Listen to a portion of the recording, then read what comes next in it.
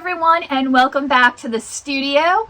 As you can see, I'm still working in chaos, but let me tell you, we are working hard to get unpacked and organized, and we'll get there eventually. But today is one of those days that is perfect for a new cast on. It is raining and the temperature has dropped and it's just so snuggly and ready for a new project. So I finished a single skein project for May. I am so excited. I'm going to go ahead and insert the clip right here.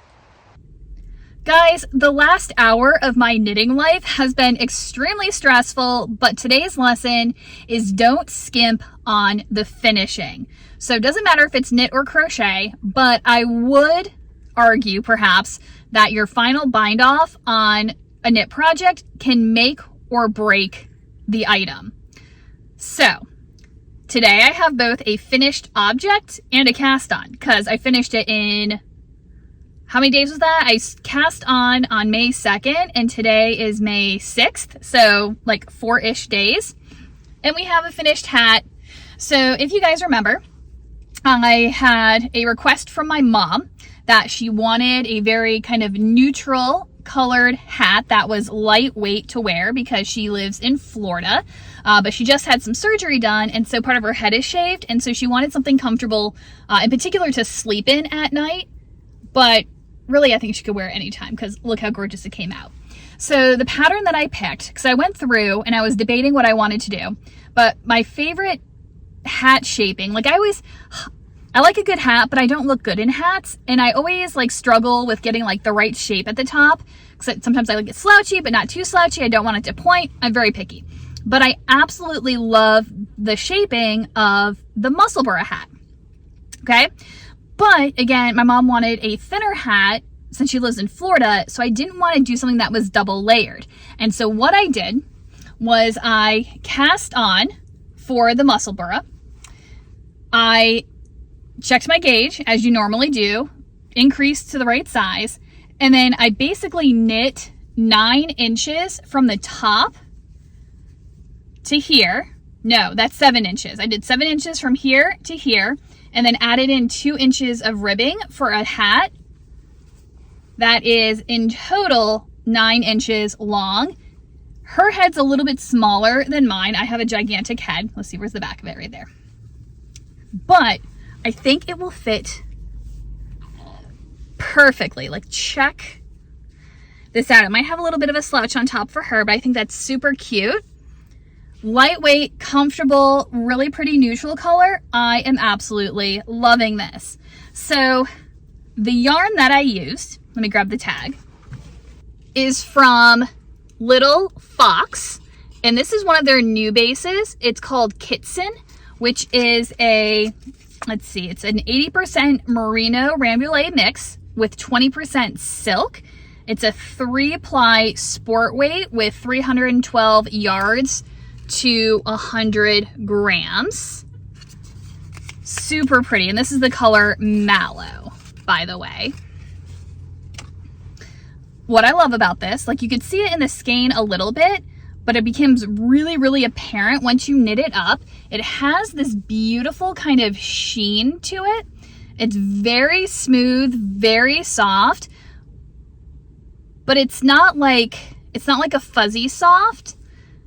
It's really smooth and nice. So I love the way that knit up. Look at that. It's going to have gorgeous drape, but because it is 80% wool, it still has a nice bit of snap to it. So love the way that it came out.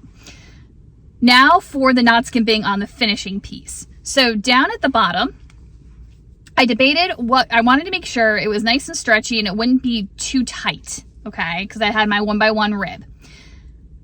My original thought, 1x1 rib, which means tubular cast off, right? Your tubular bind off. But as I was Googling, I wanted to make sure tubular was stretchy, like in my mind it was, but I wanted to like double check. And I was finding a bunch of like posts and things from people that were saying that tubular bind off is not stretchy at all. And I was like, that's not what I remember, but maybe they're right. So I decided to go with my usual stretchy bind off, where basically I do knit 2 together through the back loop, slide your stitch back to the left needle, and then knit 2 together through the back loop again. And when it does that, it creates like extra fabric, so it's stretchy, but you get like a knit V that creates kind of an edge. I usually like that as an extra detail, but as I started doing it on the hat, it just didn't feel right to have that extra like lip along the bottom. It just, I don't know, it felt lazy to me. So I unpicked it, put everything back on the needle, and I was like, you know what, I'm just gonna try the tubular bind off, and if that doesn't stretch the way I want it to after I've done like an inch or two on the hat, I can always pull it out and do it the other way again. So I pulled up the tubular bind off how-to, or I guess they just called it a sewn bind off on the Pearl Soho website. And so I naturally pulled up their video, because let's go ahead and do some visual and auditory learning at the same time. And I started working on it. And I had gotten through like, I don't know, like maybe like this much. And I'm like, wow, that looks like trash. Like, that's not in my head what I remember tubular bind off looking like. And so I was like, I'm gonna pause. I'm gonna go down and look at the written instructions, but maybe it's one of those things where you have to knit a little bit, and then once you get enough, like the gauge or like tension switches, and like all of a sudden everything like falls into place, and you're like, oh yeah, that's what it's supposed to look like. No, I was doing something silly. In the tubular bind off, at one point in time, you're supposed to go like through knitwise and then keep it on the needle. And for whatever reason, when I was going through knitwise, I was leaving the yarn on the front of the work instead of taking it through to the back of the work to then begin the next stitch. And so it was creating an extra loop along the top. And I'm so glad that I looked at it and was like, this doesn't look quite right. I'm gonna just think about this for a second, because it would have looked really, really bad and it never would have fixed itself if I had continued all the way around like that. I wish I had thought to take a video of it, because guys, it looked terrible. But so I unpicked my sewn bind off, which took a while. Fortunately, I hadn't gotten too far on it, but now I'm an expert in unpicking sewn bind offs, so we're okay there. And I started working again. This is one of those bind offs where you turn off the YouTube, you turn off the music, and you just concentrate. And so I had kind of the rhythm in my head of knit off, purl, purl off, knit, knit off, purl, purl off, knit, right? And so I'm going around, but I a couple times got distracted because I had work emails come through, or I had to like readjust my my stitches on my needle or whatever. And I would have to stop and go like, oh gosh, what was the last thing that I did? So this is also the reason why I advocate for knowing how to read your stitches when on the needle. It is so, so useful. So as I was getting stuck and going, oh gosh, what did I do next? I realized that so you're basically pulling a stitch off, and then you work into the second stitch on the needle, and then you pull the first one off. Second stitch, pull the first one off. Second stitch, pull the first one off. And so if you're needing to work, if you had just pulled one off and you needed to work in the second stitch, if the stitch was a knit stitch, you purled it. If it was a purl stitch, you knit it. And then when you're ready to actually pop the first stitch off, if it was a knit column, you knit it off. If it was a purl column, you purled it off. And then that way, visually, if you got lost where you were in the sequence, it was really, really easy to figure out what it was I needed to do next. The other piece, when I am doing 1x1 rib, especially in the round, but it doesn't really matter, I'll do it flat too. I have started, in order to go faster, I twist my purl stitch. So I used to be a thrower, now I'm a picker. And so it's faster purling to scoop it, which twists your stitch, which is fine because on the next round, you just knit through the correct leg and it untwists it for you.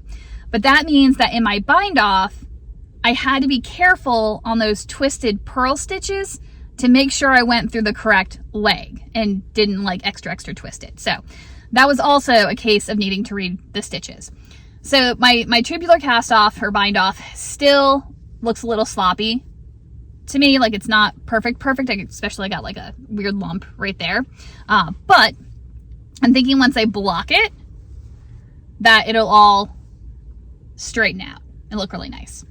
Also, when they tell you to use 4 times the width of your fabric, they mean 4 times the width of your fabric. I think I maybe either was not generous enough or didn't like take into consideration how much it stretches when it's still like looped on, because I was using a smaller circular needle, and so it was still kind of scrunched, and so I might not have pulled it wide enough when I was measuring times 4, because I measured times 4 and I pulled out just a little extra for luck. If I had not pulled out that extra for luck, I would not have a tail to weave in. So literally, that's how much I had left at the end. So we're gonna go ahead and weave that in, get her blocked, and then start drying. So hopefully that way I can pop this in the mail and it'll be on its way before Mother's Day. So woohoo! May 4th, and we already have technically 2 finished objects, although the gnome was supposed to be finished in April. But there we go. So my apologies, I have, I think, like a black dot on my lip now because I was using my Sharpie and then put the lid in my mouth and then apparently had no like hand-eye mouth coordination and like jabbed myself in the lip with a pen when I was trying to put the cap back on. I've already told you in the past, one of my lessons before was don't put pen caps in your mouth, and I went and did it again and I regretted it. So don't do what I do. Anyway, I forgot to show you my notebook for how I finished everything off because I'm loving my method of tracking everything. So first of all, I have my little visual page. You can see that the advent scarf is not going well, but our hat is all finished. So I love being able to fill it in visually as I went along, even though it was not a drawn out project and I was able to finish it pretty quickly, but still looks fun on the page.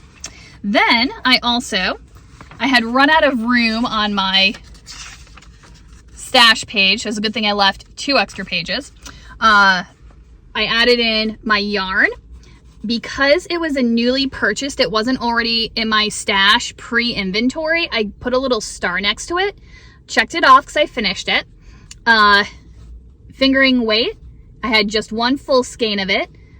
My intention was to make a Musselburgh hat, and then the type of hat it is, or type of project, it's a hat. So I filled that in, checked it off. And then I went over to my finished objects for 2026 page. And, oh, I have to... No, I think that's okay to have it like that. So no, maybe I'll put stars here too. I think I'll put stars. Never mind. I keep changing my mind. But I did the project name. So it's my mom's Musselburgh. It was a new project. It wasn't a whip. The date that I finished it, it used up 1 full skein. And then it was, the type of project was a hat. And I think I'm going to go back and put a little star next to both my gnome and this project, because those were projects where I bought the yarn for it after I did my inventory. So even though I'm tracking it on the other page, I think it'll be useful at a glance to just put it on here as well. Now, obviously that hat did not use up the entire ball of yarn. I still have a good amount left over, but this I count as a scrap because even though it's not super small, I can still make something else out of it. I bought it for a project. It was used in the project. It's now out of stash and it's done. I'm going to weigh it and I'm sure I'm going to have enough left to make another project because there's still a pretty good bit here, but I'll put all those details in my project page if you want to see what the final outcome was. So as you know, I made a decision for working through my stash this year that I was always going to have 3 projects on the go. This might change in the future. I might add another one. I might take something away. But for right now, that 3 project system is really working for me. The first project is always going to be an Advent project, which I actually have my current Advent project right here, which you guys know is the Advent Scarf by Emma Carter. So I was really worried because I was falling behind. You know, my goal is to be able to stay ahead of the numbers matching the days in May so that way I can get this finished by the end of May with room to spare. So today is the 11th. I am on color number 12, 13, 14, 15. So the days are catching up to me, but I feel like progress is being made, and I am so determined to bust a move on this. So I am loving working on this. That's my Advent project. I didn't bring my Getty tea inside. That's sitting in the truck and it's raining outside, so I'm not going to go grab that right now because I don't want to get all wet. But I'm still working on the right front. I haven't made any more progress on it. I've knit a few rows, but we still have like, I think 5 repeats before we finish the front right, before we even touch the front left. So those are on the go. But my hat was my single skein project, which means that we need to pick out a new single skein project, and I'm so excited. So I'm sitting here this morning digging through my yarn stash. So I went ahead, and you can't see it. I've got a floor cushion and some blankets because I'm all like cozied up down here, but I've got my stash strewn like all over the place. So what did I find? So it looks like I have 3 current whips. One is needing to finish up that second archivist sock. This one is off my list. I don't think I want to start it right now. I think I still want to save this for sock week coming up in July. So we're just going to go ahead and tuck him away in its bag for later. And then the other 2 whips that I found in my container, which I know I've got more whips floating around in boxes, but these were the ones that had kind of stayed aside. One of them is the, oh my goodness, the rain is getting to me. Anyway, one of them is the washed out. I always get the name of this one wrong. I'll put it up. But the shawl by Joji Locatelli. And I've gotten this much done on it, which clearly this is not a one skein project. So you're like, Kim, what are you talking about? I am down at the end. I just have to finish these stripes. And I feel like when I put it away, I was at the end of my stripe section. I could be wrong, but I think I was getting close. And then after that, it's just a little bit of lace, and then I'm finished. So while the project itself is not a one skein project, all it would take to finish it is 1 skein. So that one is a possibility, and it's hanging out in my Emma Ball bag, which I absolutely adore. I think I have 2 of these. They're the same fabric, or same-ish fabric, just different sizes. All right, let's tuck that one away. So that's definitely a possibility. All right, then the next project I had, pair of mitts. These were a test knit. I think they're called the Waystone Light mitts, perhaps. I never got a chance to finish. I did put in my comments for what I had gotten done so far. But the thing that frustrated me about this particular project was that in the initial document, for the sizes to choose from, you couldn't tell if the size was for your hand or the finished mitt. And so because they're pretty stretchy, it's a half brioche stitch, I think, that's up here. I can't remember what I was working on, but it's really pretty. I ended up sizing down. I should have done a size medium for my hand, but I did the size small because I was worried that they were going to be too big. But then the pattern got updated after I cast on, and it turns out that I should have done the medium and not the small based on the size. So they still fit, but I think they fit a little snugger than what they should. I feel like that half brioche stitch is working overtime there. So I really kind of want to frog these and start them over. I do like the yarn. I don't have any of the details on it. It's all on my project page. But I feel like it's a mohair blend, if I'm not mistaken. But anyways, it's really, really pretty. But I think we need to frog them and start them over. But this is a possible project. It would not take long. These mitts are not super big. And it would free up my needles again. So I told you a little bit about my system for working through stash more efficiently, effectively, faster, I don't know, whatever this year, in my original stash inventory video, which I'll link down below. But basically the idea was that I was taking yarns that went together for a particular project, winding it up and putting it in a bag of some sort. And then that way, when I was ready to start a new project, these would be really appealing because they were all ready to go, self-contained, had the pattern picked out. I would just grab it and boom, got a new project to put on the needles. And I still really like that system. I didn't make it through everything, so not everything is wound up. But what I've always said is that just because I have a project assigned to a yarn, it doesn't mean I have to stick with that.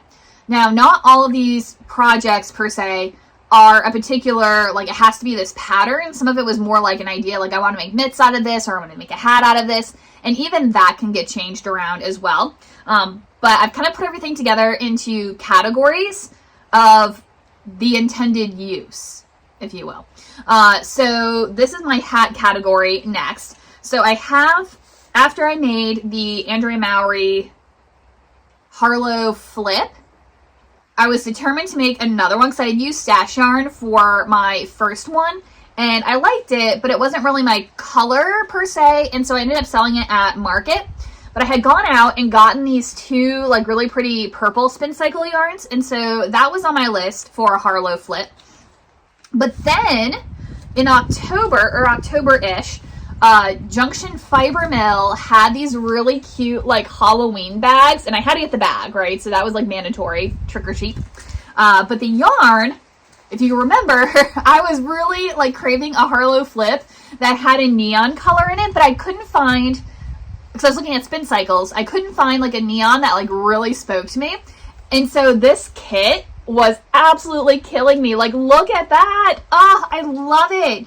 And so this kind of supplanted this for a new Harlow flip, or anything really. A brioche hat or a 2-color hat would be fantastic. This is Brat and Vampire. It's so pretty. So this is definitely high on my list of something to make. And then I had also gotten a couple different colors of bright orange hat yarn. I had ordered this one. So the original yarn that I really wanted was from the Yarny Mammoth. And they had a color, I can't remember the name of it off the top of my head. It's not in here with me.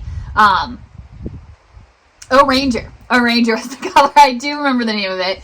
But I was keeping an eye on their website, and they weren't open for sales, like online sales at the moment. And I was like, oh, I really want an orange yarn. So I ended up ordering one from Twisted Ambitions. This is the color Crush, but it was really hard to tell on my screen. They had a few different colors of bright orange, and I couldn't tell which one was the perfect safety hat orange. So I went with Crush. And then I was really nervous about maybe this wasn't going to be the right color. And then I went in with Dances with Wool, and I realized that they had Yarny Mammoth O Ranger in stock, in store. I was like, oh my gosh. So what do? Do I like wait and perhaps they'll sell out of O Ranger? Do I wait for to get my Twisted Ambition yarn? I don't know what to do. So I went ahead and grabbed a skein of O Ranger. That was great. And they actually wound it up in store for me. And so I started a hat. It's hibernating. We'll talk about that at another point in time.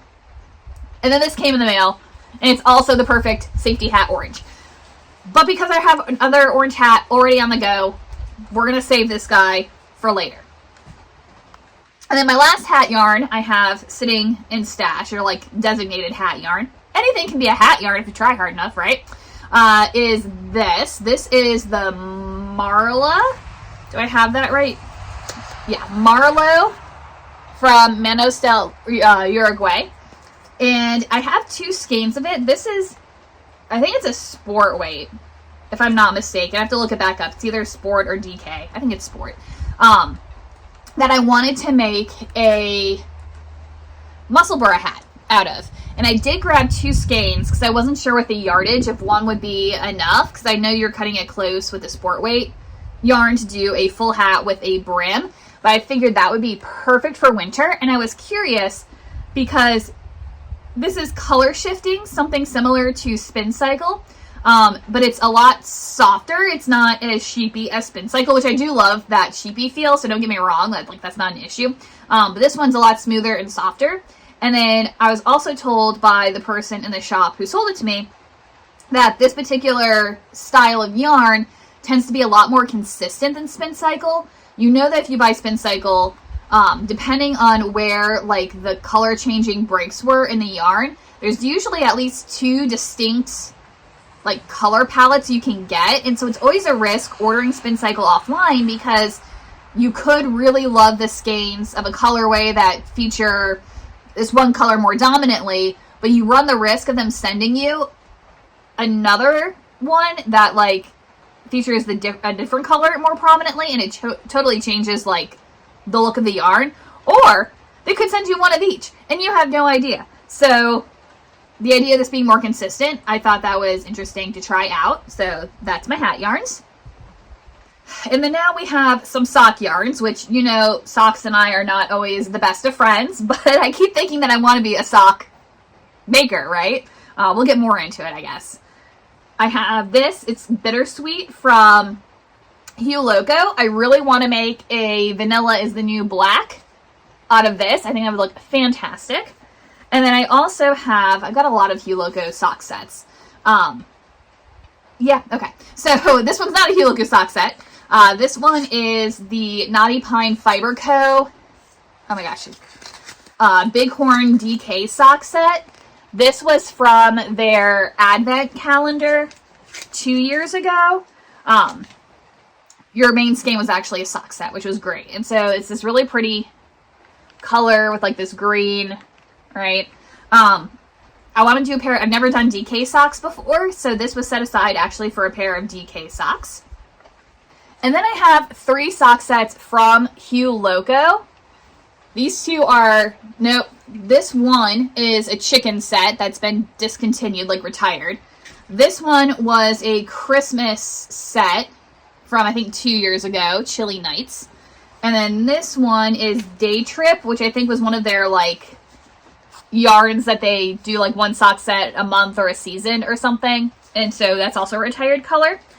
Now, these I never really had intentions to make socks out of. I was looking at, there's a lot of one skein, like, shawl patterns that you can then use, like, either 1 or 2 accent colors. And so those are all kind of for one skein shawl patterns, maybe. Or I could do a hat, or I could do socks. I don't know, but I have those. And then I have some things set aside also for, like, legit one skein project. So this was a special yarn that I picked up when I had gone to, not Maryland Sheep and Wool, I think Frederick Fiber Fest. I had stopped by Magpie Fibers in Maryland, and they had this gorgeous shawl out. It was by Joji Locatelli. I can't remember the name off the top of my head, but it used one skein of their plume lace, which is 75% cashmere and 25% silk. This little ball of yarn was an investment, let me tell you. This one is the color Mint Condition.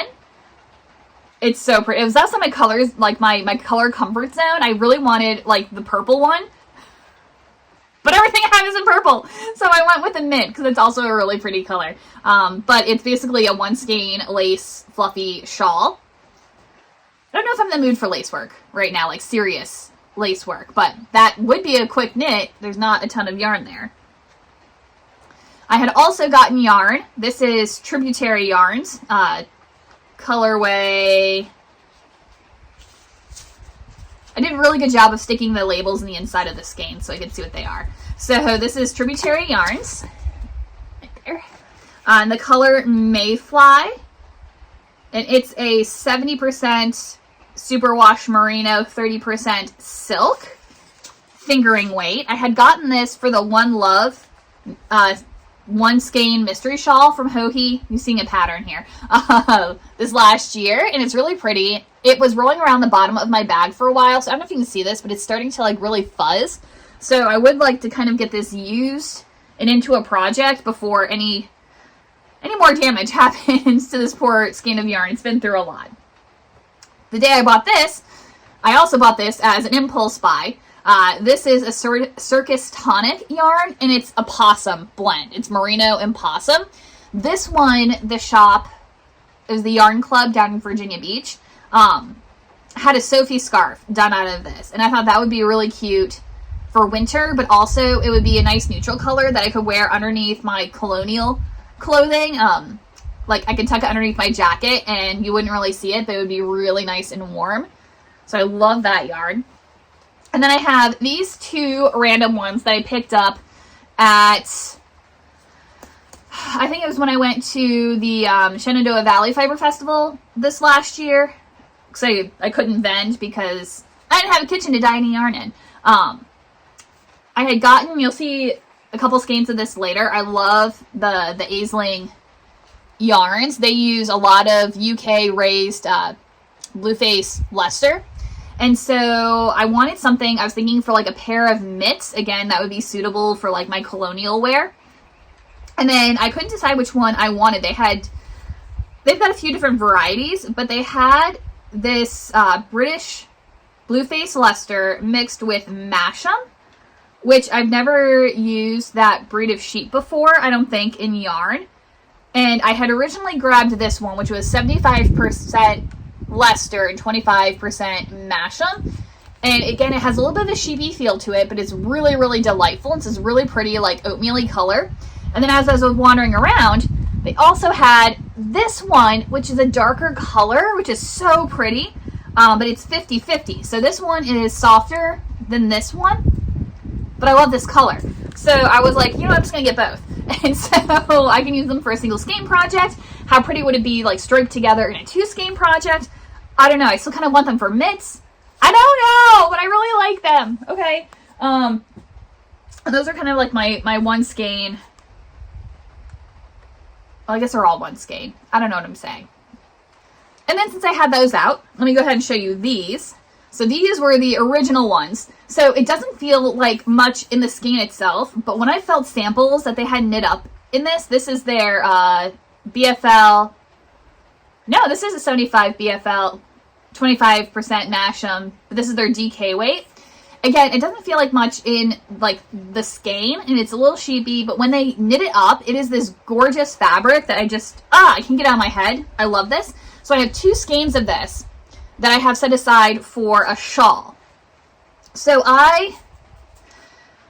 you know, I said that my single skein projects were kind of flexible in what I defined as a single skein, because things like a sock set, technically it has 2 skeins in here, right? But it's close to 1 skein.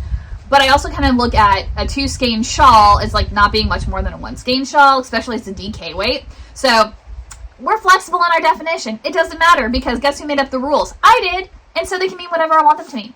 So that's why there's a 2 skein in here. But since we're looking at 2 skeins, why don't we continue in this vein for a bit and see how many 2 skein projects we have floating around. This is one. This I got at I guess it was the Dogwood Fiber Trail from, not this year, but last year.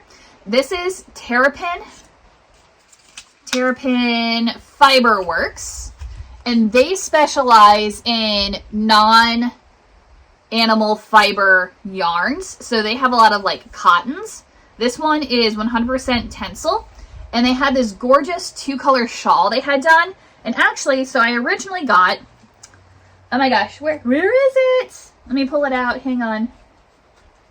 All right, so we talked about the purple obsession, right? And they had this. And I love this as a color combination. It was so pretty.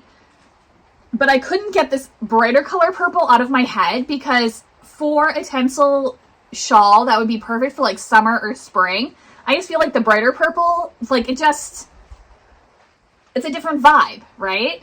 It just brightens up the whole thing. So I went back, but I still do like that one too. But I feel like for the particular shawl in question, these 2 are the right choice. And so I have a single skein for whatever I want with this. And then I have the 2 skein project for those 2. And I've never done anything out of 100% tencel, so I'm excited to try that. They also have a cotton yarn that they had a cardigan, a crocheted cardigan made up as a sample, which I absolutely loved. And then I looked at in my size, it would take 10 skeins of yarn to make. And I was like, we're probably not going to invest in that right now. And then from another recent trunk show, we also have this yarn from, Plies and Hellhounds. Plies and Hellhounds. This is their 60% merino, 20% yak, and 20% silk. And so I had picked up 2 skeins. I had a few 2 skein shawl projects in mind. So that one's a possibility there. And then I've also been dying to work with this Yarny Mammoth yarn that I had picked up. Again, I had a couple of different patterns in mind for this, but I'm just loving that like really pretty pop of pink, and I really want to see how it knits up. I also found this one, which is really pushing the boundaries of a one skein project, but I'm going to pull it out just because, again, the rules are mine. Technically, it's 3. This is the Primrose Yarn Company Replay Sport. And these are like one-of-a-kind millings because they take their leftovers from the milling process and then they combine them into new colors. And then once the run is done, the run is done. So it's a one-of-a-kind color, just medium pink. And then I paired it with, again, this is Primrose, right? Primrose Yarn Company Black Forest in their Crea Cloud, which is Surrey Alpaca and Silk. And all of this is done in York, Pennsylvania. And what I was thinking, ooey gooey cowl, right? So that could be a possibility. Although I'm not quite as excited about this one right now as some of my other yarns. So that might get put at the bottom of the list. And it's pushing the definition of a one skein project anyway. And then, hang on, I gotta shift. My foot has completely lost feeling.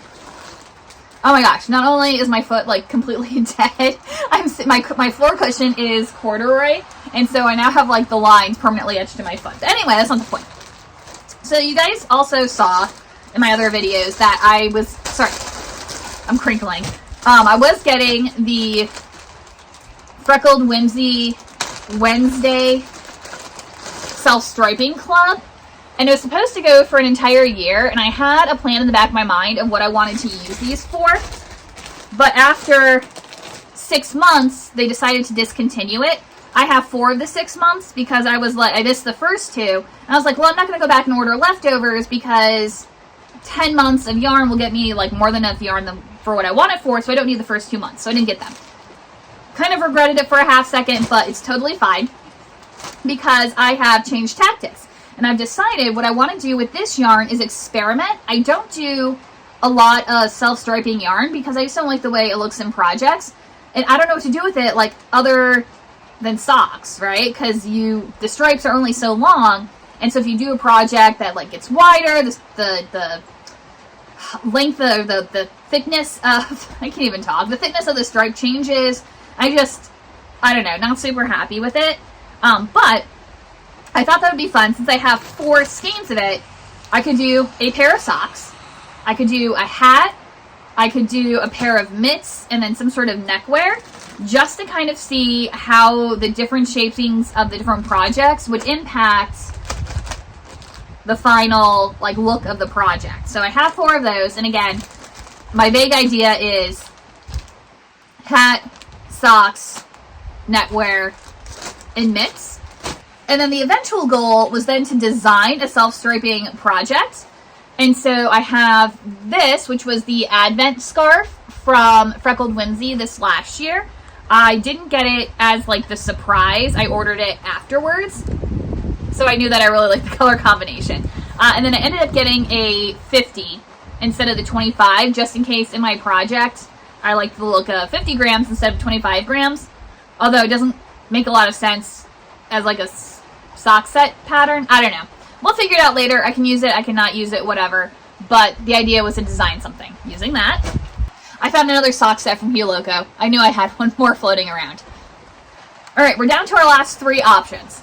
So this is the Dragon Horde Outlander yarn. The second installment is actually on the way to me right now. It got shipped out, but I don't know when it's getting in the mail. I'm actually kind of setting these sock sets aside because, again, I have an idea to design something with them, but we'll think about that. And then I have my Christmas Eve cast on, which I never cast on. All right, it was gonna be my Christmas Eve cast on, and then it was gonna be my New Year's cast on, and it's still sitting here in the skein. So this is Madeline Tosh ASAP Super Skein. So it's 275 grams, 190 yards, and it has a pattern recommended,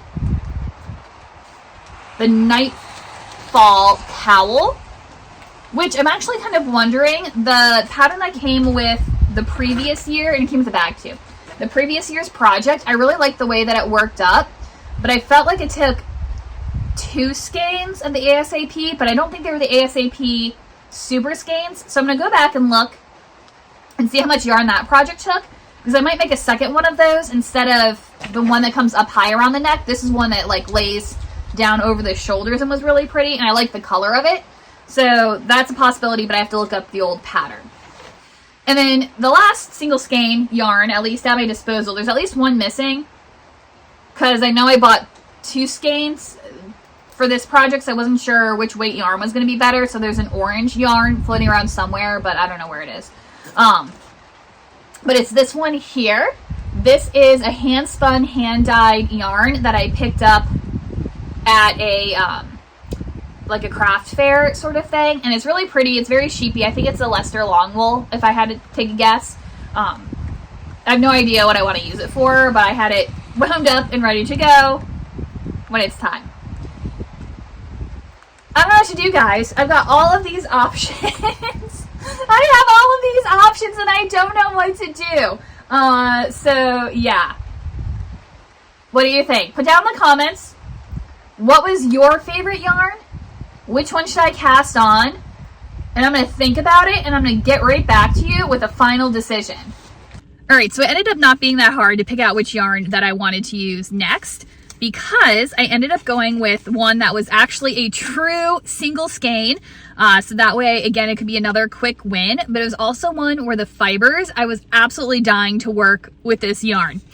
I went with my Circus Tonic Handmade, which is the possum yarn. So it's 80% non-superwash merino, 20% New Zealand possum fur, woolen spun with 437 yards to 100 grams. And this is in the colorway Wolf, and it is absolutely gorgeous. It's softer than it is sheepy, but it's interesting because, I don't know, it's really hard to see like on camera. Do you see how there's like a halo? But it's like not just a halo.